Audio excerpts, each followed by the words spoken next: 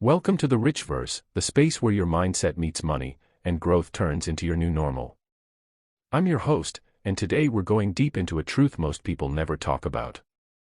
Your mindset might be the reason you're still broke. Okay, let me ask you this, and maybe you listening have felt this too. Ever feel like you're just working so hard, but the financial results just aren't matching up? Oh, definitely. It's a really common feeling. And it hints that maybe effort alone isn't the full picture. Right. Which is why today we're going to, dive into something a bit deeper.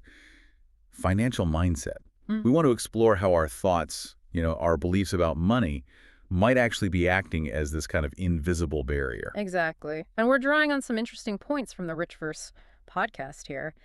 They argue pretty compellingly, I think, that for a lot of people, it's not about needing more money initially. It's about needing a mindset that can actually sort of handle and hold on to wealth. Handle it, yeah. That's interesting.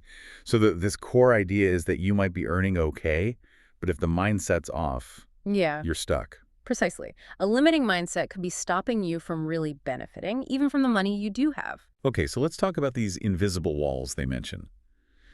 The Richverse talks about how society, maybe our childhood, conditions us with certain money beliefs. What are some common ones you've seen? Oh, the classics. Like, money doesn't grow on trees, right? That feeling of scarcity. Heard that one a few times. Or rich people are greedy. That puts a kind of moral block on wanting wealth yourself. And even something that sounds positive, like just be thankful for what you have, can sometimes stop you from aiming higher. Wow. Yeah. So those phrases, those ideas we just absorbed, they build these mental walls, like the Richverse says. How do they, sabotage us without us even realizing?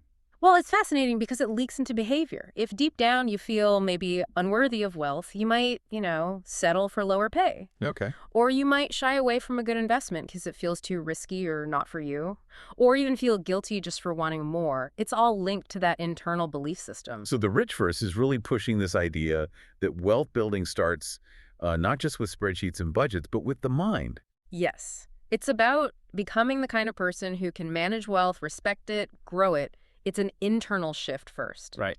And they pose some really good self-reflection questions. Like, ask yourself honestly, do I feel truly worthy of having abundance? Is money for me a tool, or is it just a problem? And this is a big one. When I see successful people, do I admire them, or is there a part of me that's, judging them? Those cut deep. Yeah. And they're saying if your answers lean negative there, that's a sign of this poor mindset. That's what they suggest, yeah. That kind of mindset can actively block you. It means even if a great opportunity lands in your lap, you might not even see it, or you'll find a reason why it won't work for you. It's like a filter blocking out the good stuff. Exactly. It shapes your whole perception. Okay, this makes sense, but it sounds potentially quite challenging to change these deep beliefs. How do we actually start shifting things? Does the Richverse give practical steps? They do. They offer a few concrete things. First up is environment. Surround yourself with people who have a growth focus, people who talk about possibilities, not just limitations. It rubs off, No? Yeah, definitely. Who you hang out with matters. Okay, what's next? Input. Be deliberate about what you're feeding your mind. So, books, podcasts like this one, maybe finding mentors, actively seek out stuff that challenges your old money ideas. Conscious consumption. Got it. And the third thing? Goals. Get really clear on what you want financially. And crucially, write them down. It makes it real, gives you direction. Right, makes it tangible.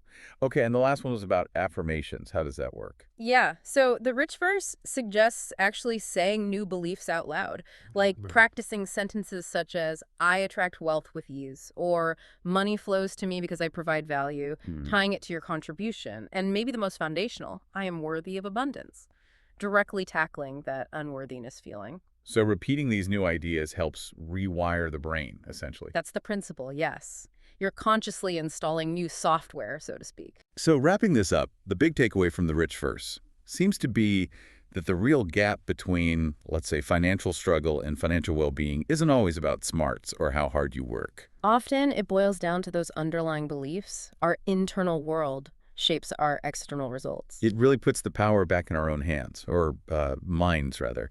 So for everyone listening, maybe chew on this. What's just one small belief you have about money, maybe one you didn't even realize you had until now, that if you shifted it, could unlock the biggest change for you financially? Something to think about.